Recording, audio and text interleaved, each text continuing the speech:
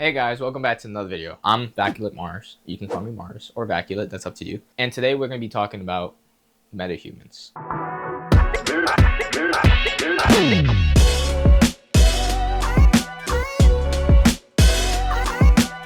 Now, before we get into all that, I just want to say how thankful I am for all the support I got in my last video.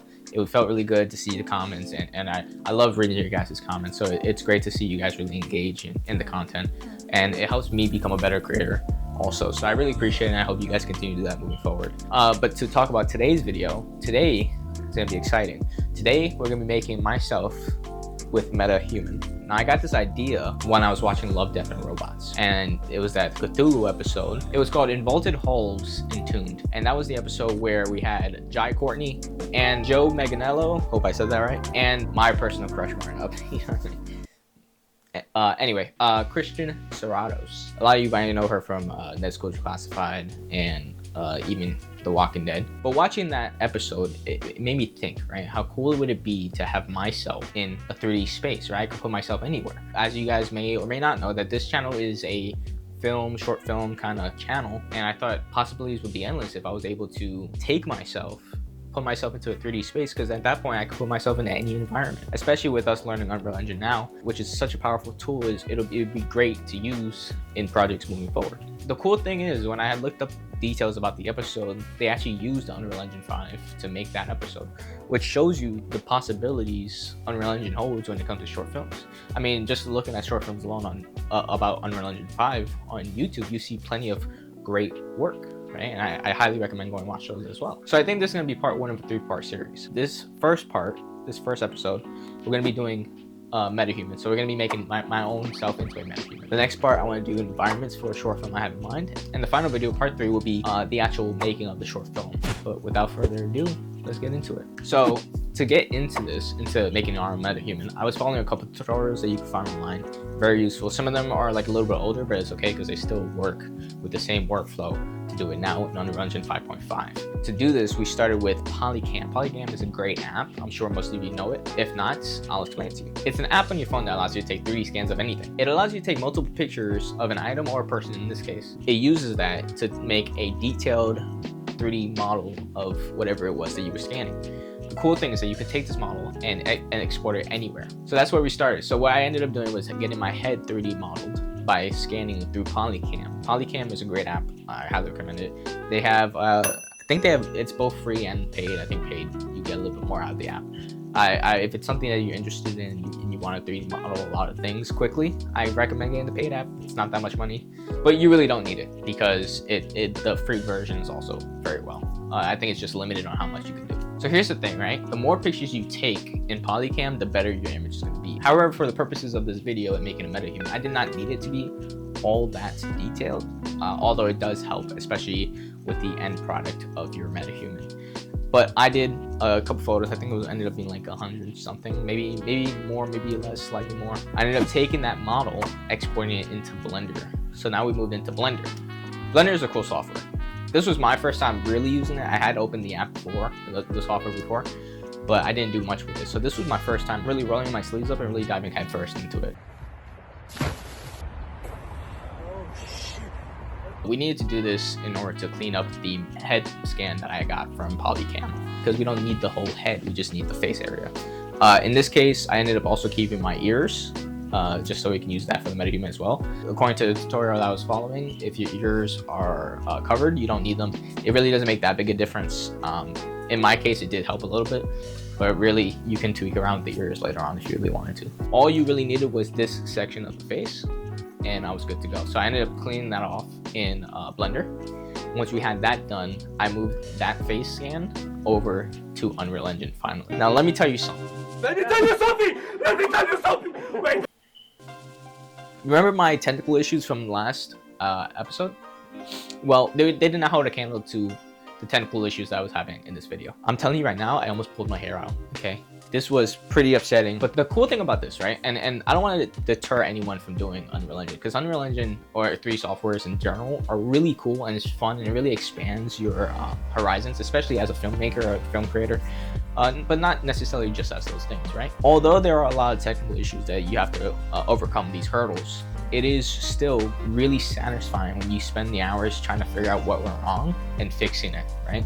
It's really you get this sense of gratitude and appreciation for your day once you learn how to overcome those obstacles. So I recommend don't letting these issues that you may run into deter you, because you're only going to get better from learning from them. Let me go through some of my issues that I had while trying to import my head scan from polycam into Blender, and maybe I can help you out, or maybe you can help me out. I don't know, maybe you know what I did wrong. So when I imported the head scan from Blender into Unreal Engine, I would run into this issue where I would get the head scan, but I wouldn't get the textures that I had from the head scan, even though I imported them all from Blender and it should have been attached with the file. But every time I did it, it would not be attached. It would just be the head scan and a basic material, but no textures. And that's one of the things that we needed in order to get Metahuman to properly interpret the face that was being read for the face trackers and measurements. I was dealing with this for no shit, maybe a couple hours, right? I want to say about 4,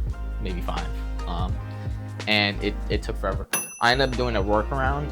Maybe if you're having the same issue, you can use this workaround. I ended up just exporting the textures from Blender as a PNG and the 3D file as separate. And the reason doing this is because no matter what I did, when I tried to import them together, the textures were nowhere to be found. And the funny thing is, actually, when I imported it into Unreal Engine, the only file that had its textures attached was the broken face model. And that was frustrating to say the least, right? Because all the other fixed models didn't have the textures, and no matter what I did, they would not come in. But the good thing is that when I imported the textures separately as PNG files, it did help, and it did work, actually. They didn't look great on the model, but it didn't need to be great. It just needed to work and allow Unreal Engine to use that image to interpret a face. And that's what we did. So we took it in. I used my face to start creating my Metahuman. And then there's a whole process. I'll link a video in the description that you can follow if you really want to go into it. I don't want to go into it because they can explain it better than I can at the moment. But yeah, definitely go look at that, and you'll see how you can make your own Metahuman head. But watching that video, I ended up learning how to make my own Metahuman. And from there, I ended up taking my head scan that I made in Unreal Engine and transferring over to Metahuman Creator. At this place, I needed to do the final touches, just like skin tone, maybe freckles. I think I opted for no freckles. I also had the option of a beard and no beard. As you can see later in this video, I went for both, because sometimes I have a beard, sometimes I don't have a beard. Right now, I'm kind of rocking a goatee. I know, stylish.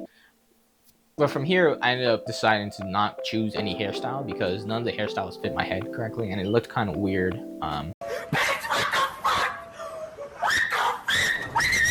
And so this kind of added another step to my workflow, because I was hoping to not have to do this. Although I am ultimately happy I did, because it ended up looking a lot better. But yeah, none of the hairstyles really fit my hair, and I have like a 3 head, as you can see, 3, almost 4 head, right? I have a 3 head. All the other hairs were giving me 5 heads, and I was like, that's not gonna work. So because of that, I ended up following another tutorial. This tutorial was great. It's about creating custom hairs. I ended up taking my head mode from Unreal Engine back into Blender once I had transferred my Metahuman from Quixel Bridge to Unreal Engine, and using that head mode in Blender, we had to take it back to Blender. And this is where I started the sculpting process of my hair. Now this was really interesting because, again, I had never used Blender. So to finally really get into the nitty-gritty details of Blender was really fun, actually.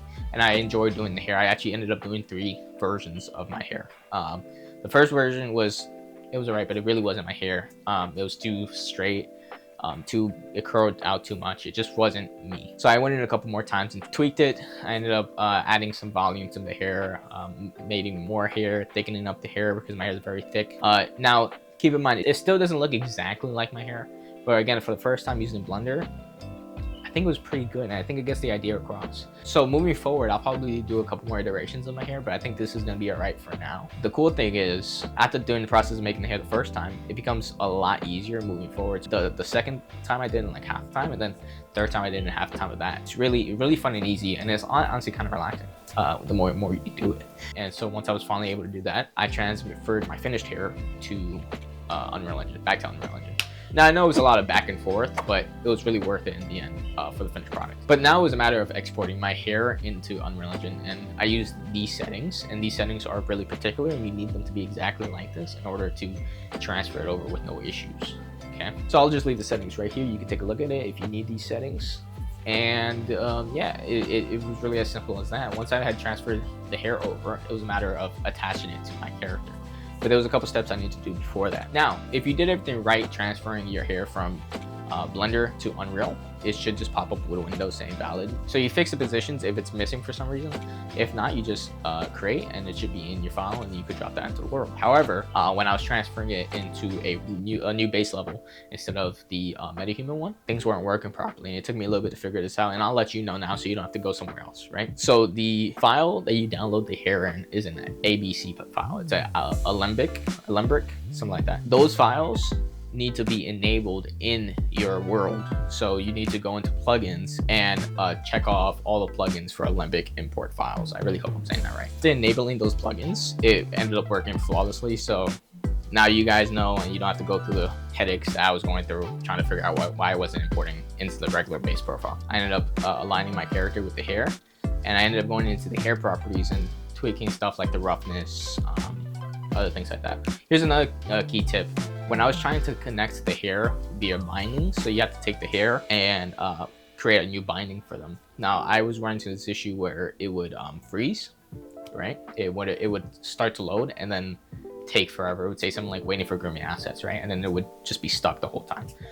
My solution to this was do not check off the physics for your hair before it is attached to your character. And I don't know why this helps, at least it helped me in this case, but after I did that, I was able to create the binding without enabling the physics. So do not enable the physics if you want your hair bindings to work, okay? At least, again, in my case, it may be different for yours. After that, the hair was finally attached. This was exciting for me because it was finally becoming a character that looked like me. I ended up making 3 versions of myself, actually. One without a beard, one with a beard, and one with clothes. But once I had gotten the hair attached, that's when I enabled the physics, and this really helps sell the motions of the character.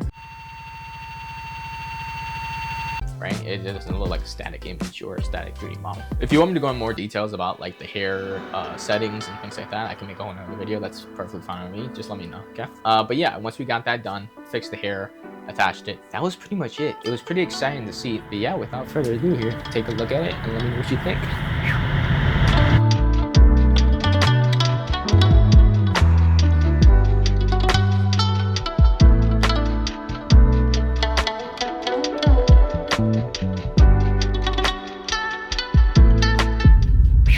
Alright guys, if you're watching this, that means you made it to the end of the video, and I'm really appreciative of that. Yeah, this is really fun to do. It was really fun to make myself. I might go ahead and make some metahumans of other people as well. I think that would be a pretty cool one. But yeah, moving forward, I want to do a lot more of these. Also, I want to upload some more short films, both Unreal and IRL. But moving forward, that's kind of what I want these videos to be, right? I want it to be making of my short films, and I think you guys might enjoy that, maybe get something out of it. And if not, let me know. If you are, also let me know. I really appreciate every feedback that you guys give me, and I enjoy reading everyone's comments. So thank you a lot for watching. Really appreciate it. I'll see you guys next time. Peace.